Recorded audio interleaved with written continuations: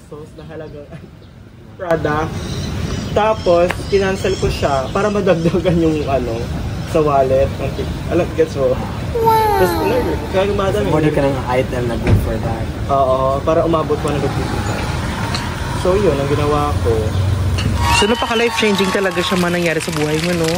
Sana yung may bibigay mo babahagi. Hindi pa, magiging vlogger na tayo. Mag-usap tayo. What? Oh my God. Oo. So, kinis po ng kutis po ninyo. Ano pa yung sekreto po ninyo? Ano pa yung product na ginagamit ninyo? Baka pwede nyo pong ma-share. Hindi, ang ginagamit ko kasi is Ano? Tawa. Magkikita sila. Ano? Hatik na agad ganun. Pagbaba ng kinagaming, kunwari, may sasabihin si Kalo, kukunin niya yung phone, tapos, Ito na kanya ba? Ay, galing niya, At saka 100 plus na kasi yung followers.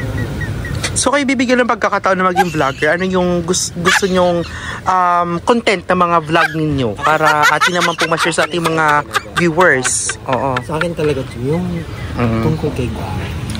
Sharing what's the truth. Oo, napaka... Talaga. Formal tayo. Kasi diba sa mga nangyayari sa panahon ngayon, parang hindi na siya ganun diba? Oo. Hindi na siya ganun diba?